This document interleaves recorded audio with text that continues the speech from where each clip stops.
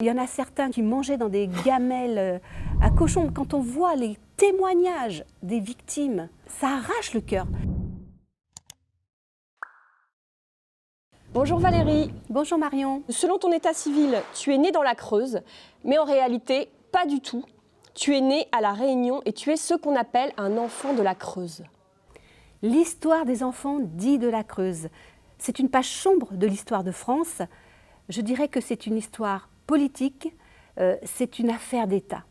C'est-à-dire que elle a commencé en 1962. Michel Debré arrive en 1963 à La Réunion en tant que député. Comme il y a trop de population à La Réunion, il va prélever le maximum d'enfants de l'île pour les transplanter, les déraciner vers les départements ruraux de la métropole. Donc ça concernait 2015 enfants de 1962 à 1984. Mais je dirais que peut-être que c'était une bonne chose parce que nous vivions dans la misère. Mais ce qui est blessant et ce qui est, comment dire, une faute grave, c'est qu'il n'y a pas eu de suivi de ces enfants. C'est-à-dire que nous devions revenir tous les ans voir notre famille et nous sommes partis pour un aller simple. En fin de compte, on a été transférés comme des objets. Les assistantes sociales sillonnaient l'île, toute l'île, vers les familles pauvres, faisaient signer des papiers aux parents qui bien souvent étaient illettrés. Ils ne savaient pas ce qui allait arriver à leurs gosses. Les services sociaux disent aux parents, on prend vos enfants, on va les emmener vers un avenir meilleur, ils vont devenir médecins, ils vont devenir avocats, vous allez les revoir tous les ans. Et voilà, mais en fin de compte, on a menti aux parents. Ah, moi j'ai été exilée à l'âge de 3 ans et dans mon cas, c'est toute la fratrie qui est partie. Donc, arrivés à Guéret dans la Creuse, nous avons tous été séparés, nous avons tous été triés.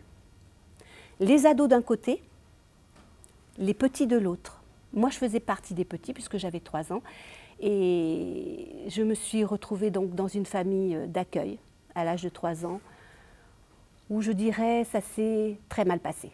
J'ai vécu dans un climat de violence pendant 4 ans. C'est surtout les adolescents qui ont le plus souffert.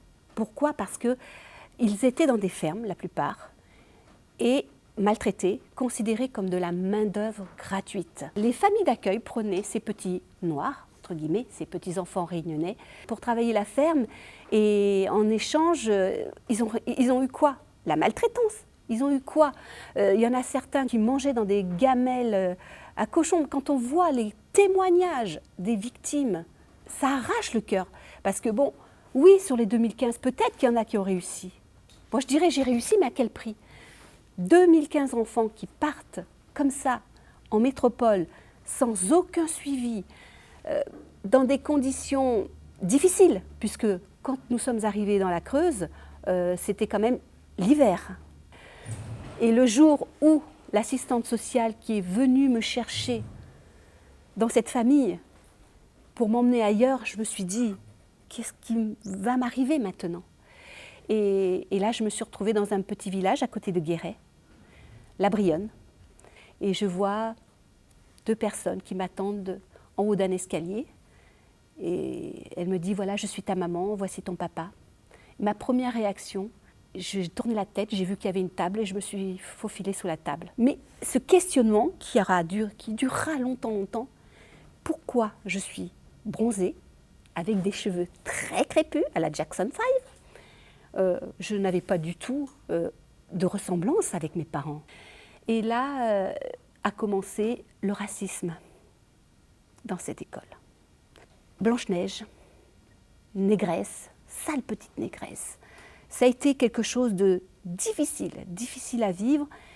Et dans ce village où il n'y avait que des blancs, je me posais cette question, mais quand même, je pense qu'ils savaient ce qui se passait. Moi, je n'étais pas au courant. Pour moi, mes parents adoptifs, c'était mes parents. Et c'est qu'à 16 ans, je découvre tout ce qui se passe. Et je me souviendrai toute ma vie de cette journée. On était dans la cuisine avec ma maman et puis elle me demande d'aller chercher quelque chose dans l'armoire. Manque de peau, je ne trouve pas et je fouille. Et je tombe sur un document qui me dit que je m'appelle Marie-Germaine Périgogne, née à Boisdenef-Saint-Paul. Donc, du moment où j'apprends à 16 ans toute mon histoire, je décide de retrouver mes frères et sœurs. Et malheureusement, un frère que j'ai très peu connu, Joseph, qui n'a pas supporté ce qui se passait. Il n'a pas supporté l'exil, il n'a pas supporté... J'en sais rien ce qui s'est passé dans sa tête. Il s'est suicidé à l'âge de 32 ans. Et je le regrette parce que je l'ai très peu connu, ce frère, et j'aurais tellement aimé partager des moments plus longtemps, plus forts avec lui que voilà, c'est fini, il est parti. Donc à 40 ans, je prends mes valises, mes 2 fils sous le bras et je pars m'installer à La Réunion. Dans le but de comprendre cette adoption, je reste 9 ans à La Réunion. Je frappe à toutes les portes. J'écris au président de la République, j'écris au procureur. Je vais à la mairie de Bois-de-Nèfles. Je demande à avoir mon acte de naissance original. Je vois la secrétaire qui arrive avec son livre, qui me dit, qui regarde, et elle me dit « je ne peux pas vous le donner ». Je dis « mais pourquoi ?» Parce que vous êtes né à La Bryonne. Prouvez-moi que vous êtes né ici, à La Réunion.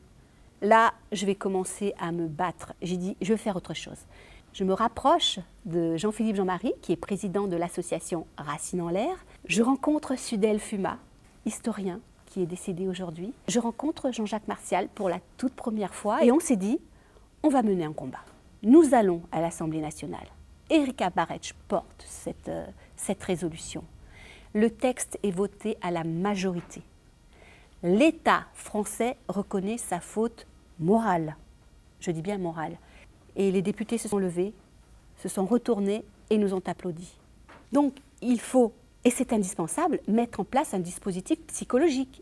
Quand on va à La Réunion retrouver nos familles, que l'on soit suivi, parce que c'est dur pour nous, pour nos familles. Alors, j'ai retrouvé que mon papa biologique. Bon, j'ai su qu'il existait, je l'ai su en 2016. Psychologiquement, c'est compliqué. J'ai attendu parce qu'il fallait que je me prépare dans ma tête. Et en 2020, la première fois où j'ai vu ce papa, il était assis là, comme toi, devant moi, et je regarde et je lui dis, tu sais, je crois qu'il est temps de me dire la vérité. Il se lève, il me serre dans ses bras, et il se met à pleurer. Moi aussi, je me mets à pleurer, et me dire, oui, je suis ton papa. Je lui dis, mais voilà, pour moi, ça a été une délivrance, une délivrance. Donc, il a été très franc avec moi. Il m'a dit, je savais que tu existais, je te regardais à la télévision, je savais que tu étais là.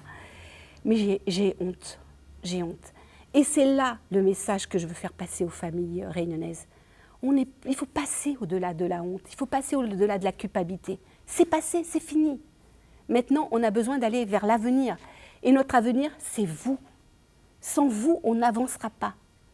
Alors aujourd'hui, tu te sens réunionnaise, métropolitaine ? Je me sens perdue. Je suis creusoise d'adoption, mais je suis réunionnaise dans mon cœur, dans mon âme, dans mon sang.